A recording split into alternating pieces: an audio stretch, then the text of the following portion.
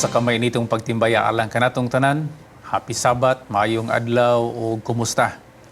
Kininausab ang takna sa pagtuon, diin atong hisgutan ang atong leksyon ni ining simana. Diin maghisgut kita sa leksyon mahitungod sa balaang espiritu o sa pagkinabuhi sa usa ka balaan nga kinabuhi.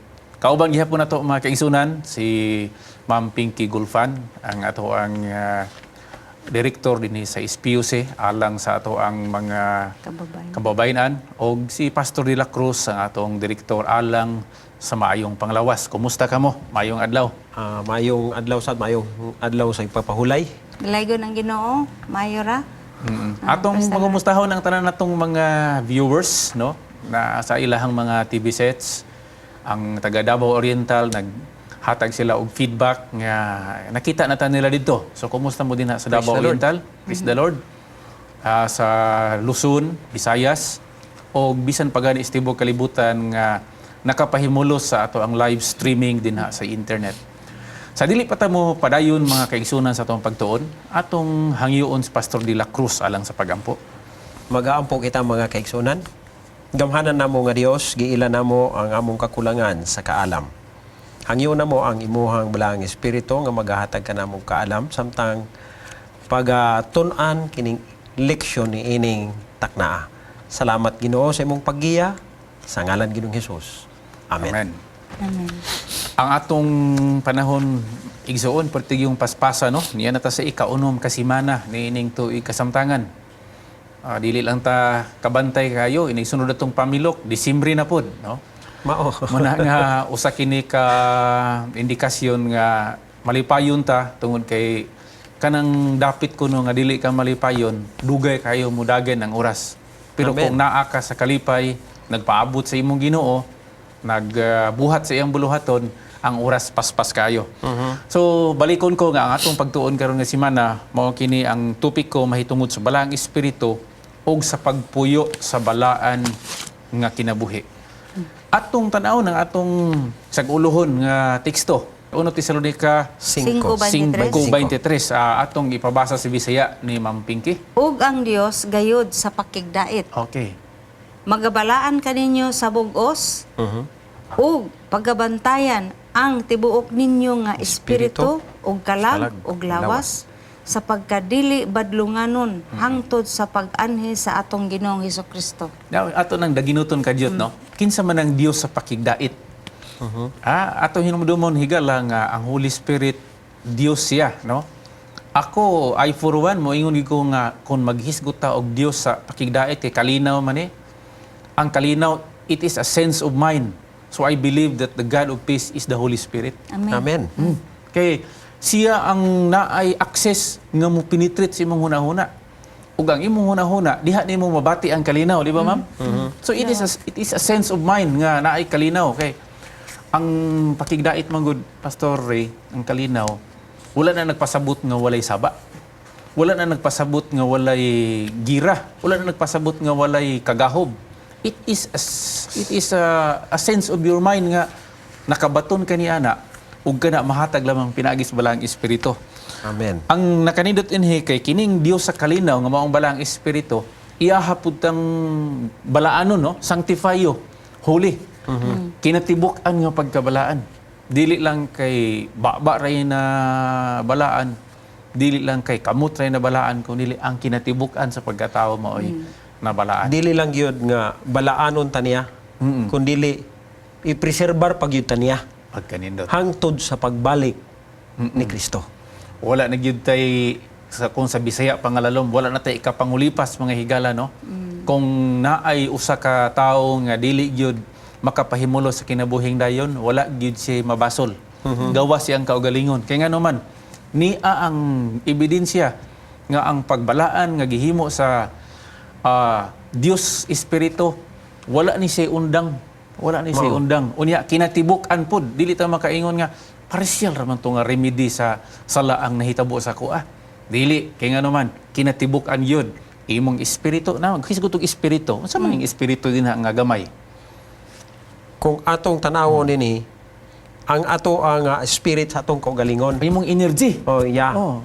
spirit, sa atong kalag, ug sa atong lawas. So in other words, gi-specify niya ni ang kinatibuk-an sa usa ka tawo. Kanang gitawag holistic Oh, yun siya. holistic Kung yun na siya. Nga dili lang isa lang ka parte sa ato ang lawas ang ipreserbar sa Ginoo. Kung dili Kung kinatibukan. dili lamang isa ka parte sa atong lawas ang balaanon sa Ginoo. Kung dili kinatibuk-an yun ang balaanon niya sa atong kinabuhi. Sa ato pa, bisan mo ingon siya nga ako nag-alagad sa Ginoo, apan mapasinagdanon sa iyang panglawas tungkol sa Oh. bisyo, dili Dili gyapon. gyapon mapreserba. Oh, kay holistic man gid siya. Oh. Oh, sa to pa nga panglawas, panghuna-huna. Sa to pa nga ang dimensions no, ang sukod sa tao, physical, mental, social, o spiritual. spiritual. Pananglitan mo ingon ta nga ang pag-alagad na to okay na, pero ang atong mga silingan dili kay nato amigo o naay gamay nga problema. Bikil. So, bikil. So, ato na siyang hiluton mga kaigsunan. Muna siya ang gitawag nga pagkabalaan sa kinatibuk ang gayod. Atong isgutan kadiyot mga pingkining pagkabalaan sa Dios. No? Ang Dios gugma. Wala naman tayo lalis na. Mao. Pananglitan, ang Dios gugma, na di lang siya balaan. Unsa kay diferensya? Nadako kay diferensya oy. Sige Kay- daw. Panalitan, moingon ka nga ang usa ka tawo, batang talang dagan siya gugma. Pero bastos siya. Okay. Tigin na siya balaan. Kay bastos man siya kinaiya. Dagan siya Muli gugma. nga ingon nila nga Maginoo pero medyo bastos. Oh, Sa kalibutan nun. Oo, sa kalibutan Oo. ba?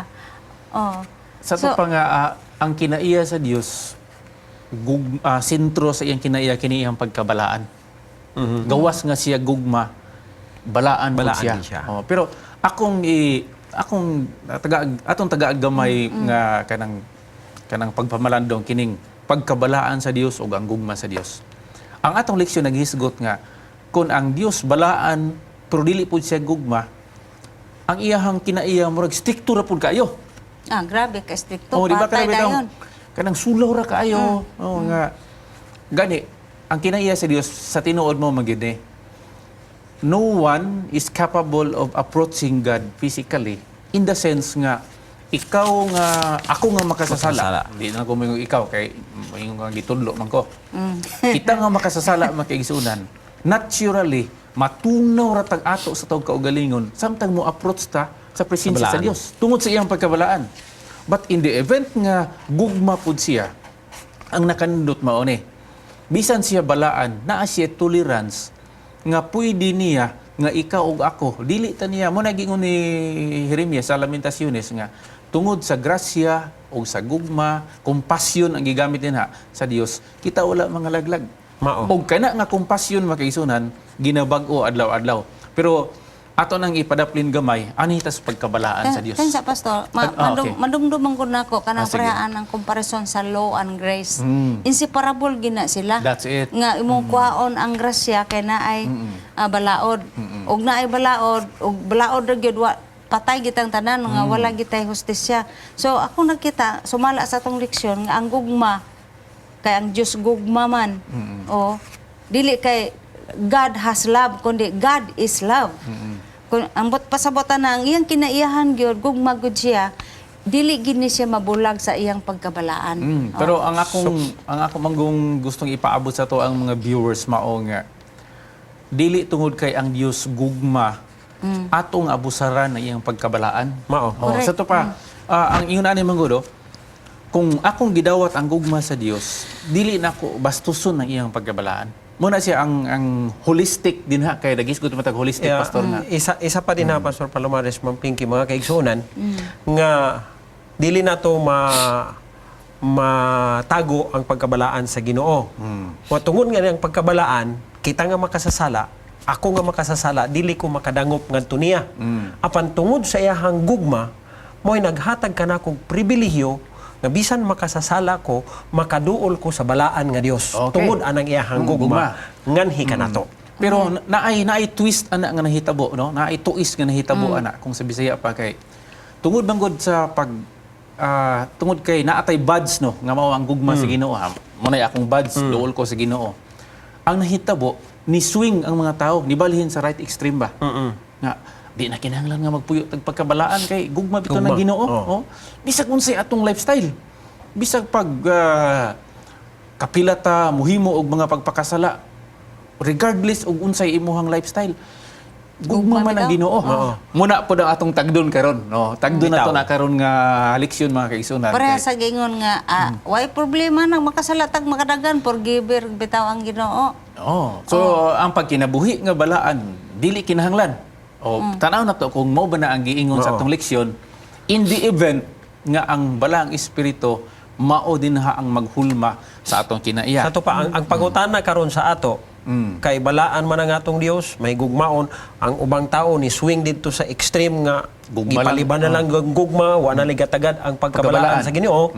Karon ang pangutana, unsa magibuot pasabot gyud sa kinabuhi nga Kristohanon. Okay. So muna siya. magibuot pasabot niya ana. So tagsa-tagsaon ta na, no? Okay. Oh. Okay. Mampingki, unsa may pasabot ng ginabuhi yung Kristohanon? Sama sa atong tun-ana nga, wingon tag ang tao nga mosunod kang Kristo, siya Kristohanon. O sa mga siya nagatuon sa mga sinulat ni Confucius, followers of Confucius pud siya. Pero sayon sa ato ang followers of Christ kay Christian siya, no? So sa ato pa, og unsay gikinabuhian sa atong gi-idolize o atong giisip, atong gigugma, atong gitahod, mo pud na siya ang mo run after sa atong kinabuhi. Sa to pa nga, ang ako nasabtan nimo ma'am nga, naay blending sa name and character, no? Siyempre, There should be a blending kay pananglitan name like bato, no? Unsa may karakter sa bato? Gahi Gahi gyud siya, gyud. no? Firm gyud na siya. Wala ko kakitag bato nga makumot nimo. Dili na siya bato. Sa to pa ang bato gahi. Kristohanon pareha gyud kini ni Kristo. Kristo. Oh. So kung atong tanawon, ang pagka-Kristohanon, ang buti pasabot diha is ma-reflect gyud sa kinabuhi sa usa ka tawo nga nagaangkon nga Kristohanon, ang kinaiya ni Kristo sa iyang kinabuhi makit-an. Kana. Otherwise, moingon ta nga Kristohanon ko niya, di man makit-an akong pagka kinabuhi ni Kristo sa ako. Sukwahi ang akong gisulti sa akong pagkinabuhi. Now, kung mayon ta nga kinabuhi ni Kristo, buti pasabot ang iyang gihimo o ang iyang wala gihimo. Okay, kining ginabuhi sa tawo makaisunan, nag-consist mo na sa imong gibuhat, Gibuhat o sa wala nimo imong gibuhat. gibuhat. Oh. So balikan nato si Kristo, ang tinuod nga Kristohanon nagsunod sa gihimo ni Kristo ug sa wala niya gihimo. Gihimo. Pastila, no? At tagdetalye daw gamay. Sige, what it means to be a Christian. Kanang diya sa... Una sa tanan siguro, Sige. ang buti pasabot sa usa ka pagka-Kristohanon mga kaigsuonan, wala kita nagpili sa atong kaugalingon. Okay. Kundili ang Dios mismo mao'y namili nato. Ang Dios mismo mo'y niduol nato sa diha nga nahulog ta sa pagpakasala. Tanawon ninyo dito sa tanaman sa Eden. Kinsa may nakarecognize sila ang pagkinahanglan. Okay. Dili ang tao. Kaya ang gihimo sa tao nahadlok naman nagtago, pero ang Dios mo'y nangita. Iti remember this nga sa iyahang pagkabalaan, ginubanan sa iyahang pagigugma, kanunay nagapangita kanato kay siya nahigugma nato. Okay. So ato nang iklaro makaiso na, no? Ang central doctrine ni ining relasyon nato ngadto sa atong Dios, dili gyud kita ang una nga nilakang aron moduol ta sa Dios bisag dunay literal nga mga giingon sa Biblia, pangitaan ninyo si Jehova, sangpitan ninyo siya, dumuol kamo kaniya. Kung dili ang atong gihimo nga pagduol niya is only a reaction, kung nahigugmata niya is only a reciprocal reaction. So to pa nga siya gyud ang una. Magpasalamat ko ana Ma'am Pinky. Ganahan ko ana nga ang akong pagkakristohanon dili ni gumikan nga ako gyud ang murag nakaalimagmag nga dapat ta magkristohanon kung dili na ay nagpili nato. Mo man nagiingon biya sa 1 kapitulo 15. Ang Dios versikulo mo'y 16. initiator. Siya ang initiator. Buti pasabot kung niadto ka sa usa ka pagpuyo nga daw ni angkon ka nga Kristohanon pero dili out of God's initiation na tay gamay nga problema. Asa man ka na gikan nga kinabuhi. Di ba? Atong hinumduman makaisunan nga kining pulong righteousness mao man ni ang pagpuyo sa pagkabalaan, no? Pagkamatarong. Usa ni siya kapulong nga dili ma-generate gikan sa tao. Usa ni siya ka eksperyensya nga dili mahimo nga wala bitaw kay property, dili bitaw kay mingon nga sama bahigala sa hugaw nga gikan sa tao, ma-generate sa tao, gikan na sa tao. Pero righteousness is something nga gikan ra gyud sa Dios. Sa to pa, buti pasabot nimo pastor nga ang pagkinabuhi nga balaan bisan unsaon nako pagpaningkamot sa akong kaugalingon, dili gyud nako na maangkon. Mo nabot na akong ipasabot, no? Bisag mo ligid pa kadiha, mo tumbling ka dinha aron mahimo kang balaan. Mga kaisunan, kung dili nimo i-avail ang giingon sa atong kitex nga ang balaang espiritu, the God of peace, no? Ang Dios sa pakigdait, maoy mo balaan nimo. Balikan na totoo ato ang leksyon sa miagang simana. Dili gyud ka mahimong balaan sa imong kaugalingon nga paningkamot. Kana nga punto pastor ba kana ako mo come in ana Sige. kay ang tendensya gud sa usa ka tawo mao nga mo claim siya sa kaugalingon nga bat an example mo ko nga ako maayo kong tawo. Ako balaan ko, ako matinabangon ko. Kana gyud nga word na naabita nga murag mo sintir ang atong mga adjective para sa atong kaugalingon, forgetting there is already a standard nga mao ang Ginoo nga iya untang ipahaom ang iyang kaugalingon ngadto ni ana kay reflection man na sa anang somebody nga naa na daan nga which is God ang iyang characteristic. So kung he has already the capacity to become like one, like Christ. So iya untag yung ihatag ang credit sa kang Ginoong Hesus. Dili kay ako maayo kong tao, ako matinabangon ko. Kundi iyang ipasigarbo hinoon ang diha na nga nag-una sa iyaha kay matupad mo pastor na anay somebody nga nahigugma sa ato pag-una. Mao. So napoy isa dinhi nga Sige. panghuna-huna pastor nga kani bitaw pulong nga pagkabalaan or holiness. Kining holiness kung atong tan-awon, pwede ba nga ang usa ka tao mahimo nga balaan sa diha nga dili pa man siya perpekto? Wapo kay nga konsepto, no? Oh, pwede ba na siya nga halimbawa pananglitan ako? Pwede ba ko mahimo nga holy or balaan nga napa man ko'y mga kaluyahon? Okay. Ato nang ipasangko, Nindot no? ka na, pastor. Dili lang ta kay kutob na ipasangko na to sa pulong santos. Kanang Oo, santo. oo. Kining sa Biblia makaisunan na ay mga pulong din nga gigamit gikambyo-kambyo lang, no? Bot pasabot they are used interchangeably like saint, righteous, holy. Kini sila ginakambyo-kambyo ni. Depende sa paggamit. Pero ang buti pasabot ini pagkamatarong, pagkabalaan, pagkamaayo. Ang concern ni Pastor De La Cruz mao nga pwede ba nga ang tao tawagon siya balaan or matarong nga naa pa man siya'y Kaluyhon. mga kaluyahon?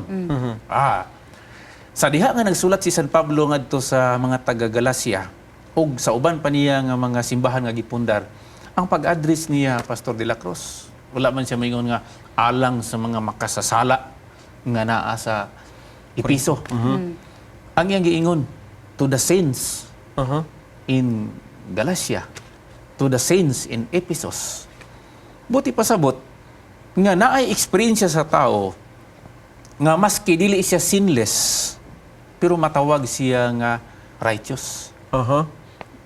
So tungod ni ana, ang sunod na ko nga inquiry ani is unsa may kalahian aning pagkabalaan sa Dios ug kining akong pagkabalaan o pagkabalaan sa tao. So may kalahian. At parehas ba na sila or dili? Sa akong tanaw, pastor, mag-alambit pa lang ta sa pagkabalaan sa Ginoo. Kaya niya pa man ta sa kahimtang unod nun. Although, mag-ingon na sa 1 Pedro pa, di ko kasat sa text nga, be ye holy, like your Father in heaven who is holy. Lagi. Matthew Sa 5. ato pa, ang akong nasabta na ana, wala magpasabot nga kay makasasala ta digid ta mahimong balaan. Kundi nga ang ato lang daang pagkausab sa atong daotang kinaiya nga sulusama sa kinaiya sa Ginoo sa Ginoong Hesus. Naanatay percentage sa pagkabalaan. Although napata sa gitawag og kanang carnal nga state kay makasala pa mata makalimot ta kada bang makalimutan kay makasala ta kay makapasangil ta. Pero nanaki pagkabalaan. Wala pa, na pasabot kanang ng pagkabalang di gyud ka kasala kay kanang akong pagsabot ug tuwa na kita sa langit ug sanctified na kita di na kita kasala balaan na kita kayo ana So ato pa kung atong tanawon ang kaning pagkabalaan or perfection nato sa ato ang kahimtang karon nga naa pa man tanan ning kalibutan, mo gitawag na nga relative perfection. Kanang naatay kalabuton sa atong pagkatawo nga mura gini atong makaya. Mura gini pwede nato nga makabot samtang naapata dinhi. Apan kana siya mahimo na siya nga makumplito na siya sa diha nga mobalik na ang Ginoo ug kuhaon na ta niini nga kalibutan nga naay sala ug didto na ta magpuyo kauban niya. Nga wa nay sala. Actually, ang kalabuton nga atong gitan-aw no, sa pag-ingon ni Ginoong Hesukristo, siya mga atong modelo. Ini nga dapat magmahingpit mo. Sa lain nga pagasulti, dapat magkinabuhi mo nga balaan. Dapat magkinabuhi mo nga matarong. Ang konsepto din na has something to do with maturity. No? Okay, kana. Muabot ka sa maturity. Oh. Nagamit si Pastor De La Cruz og pulo nga relative, no? Relative. So to pa nga dili gid tumaong pagkamatarong ni Kristo. Ang akong nasabtan ina nga theology sa righteousness, ang atong pagkamatarong makaigsunan, wala ni siya nga pagkamatarong. Ang ato ba? Naingon si Isaias nga ang inyong pagkamatarong. Dotrapo. Daw trapo, dili lang kay trapo, kay ang trapo na may trapo nga hinlo. Hugaw. Hugaw gina siya nga trapo. trapo. O dili na siya kay alang nga trapo. Kato yung trapo nga baga na kay lapok, baga na kay hugaw. Mao na ang pagkamatarong kung ang tao mo'y pasultihon. But speaking of maturity makaisunan, ato mangong nasabtan ning kining theory sa pagkamatarong nga gipaangkon sa Dios ang iyang pagkamatarong. Oh, mo man na siya pastor, di ba? Mao. Sa diha nga gipaangkon sa Dios ang iyang pagkamatarong nako. Actually, dili ko mo ingon nga kanang basta-basta to nga pagkamatarong. Pagkamatarong gito. Kay ang iya gutong pagkamatarong, iyang gipaangkon nako. That is justification, no? Dito na siya imputed righteousness.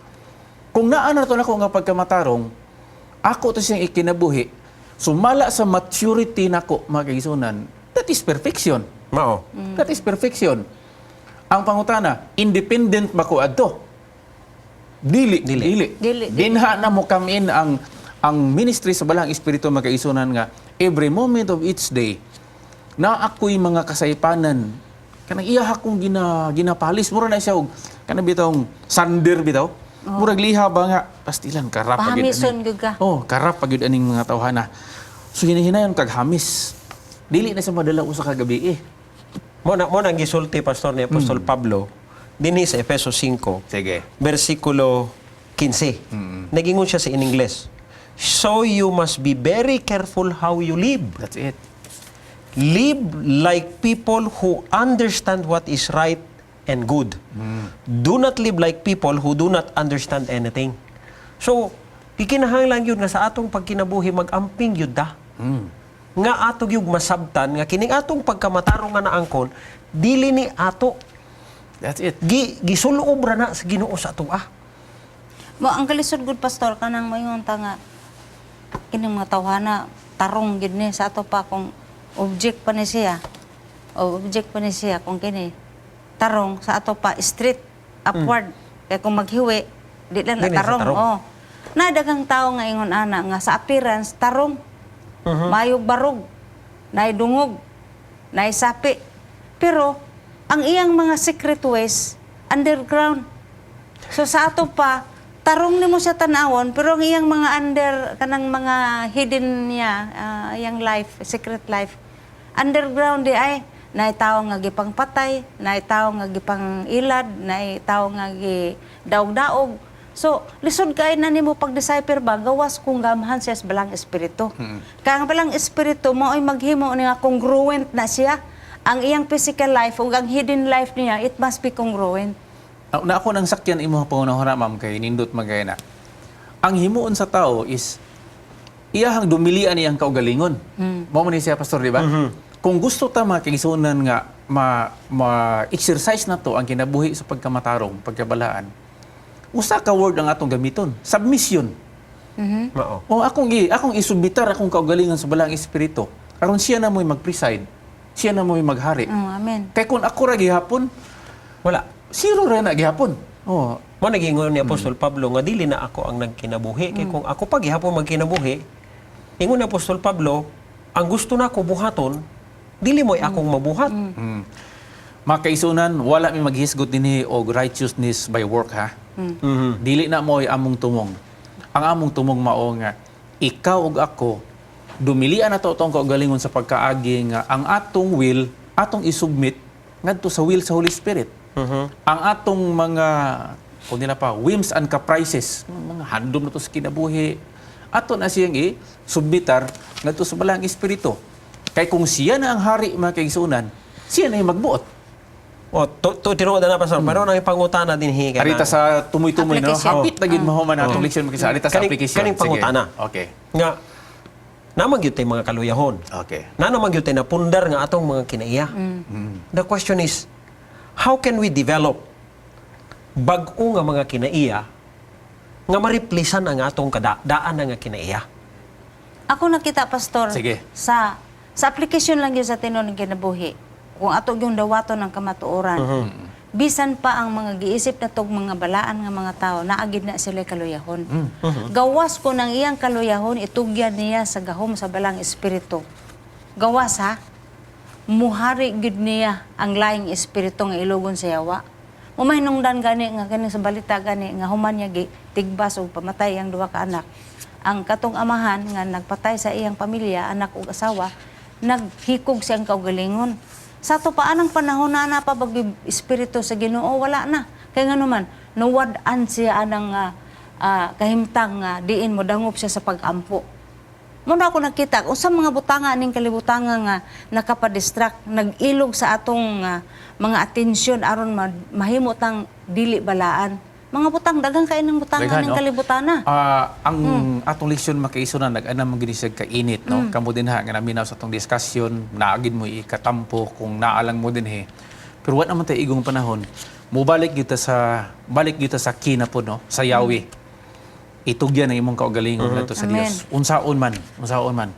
Magampo ta nga Ginoo, dili man ako ni kaya akong kaugalingon, but iko. Kung naay impression sa balang espiritu unsay angay natong himuon mga kaigsunan, ato po nang adapon. Actually, makadaghan na sayop man ko kay ngano man. Naay whisper sa balang espiritu, wa man ako gi-adapt. Mo gina siya atong himuon. Submitar na to, surrender ta. O dili na ta sa tong kaugalingon. Ato ning ihatag ngadto sa Ginoo. Siya na magbuot. Kay daghan tag mga distraction, cellphone, television, Addiction. Mga gadgets, uban pa makaisunan. All kinds of addiction. Kini di ato ni makaya kay available ra ba ni? Naani sa imong bulsa naa. Naana sa imong kamot na nagbitay sa imong dughan. Naani tanan makaisunan. Pero kung atong ibalik ato gining isubmitar, surrender ta. Kay mao na siya ang remedy alang niining tanan. Ang usa ka alawiton alang kaninyo palihog no. Tungod kay wa na tayo panahon.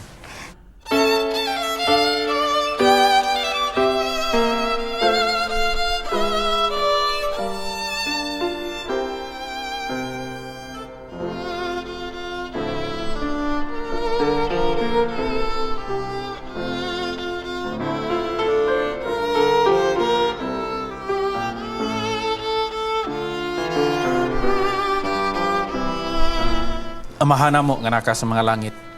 Takos kayo ka sa among pagdaig.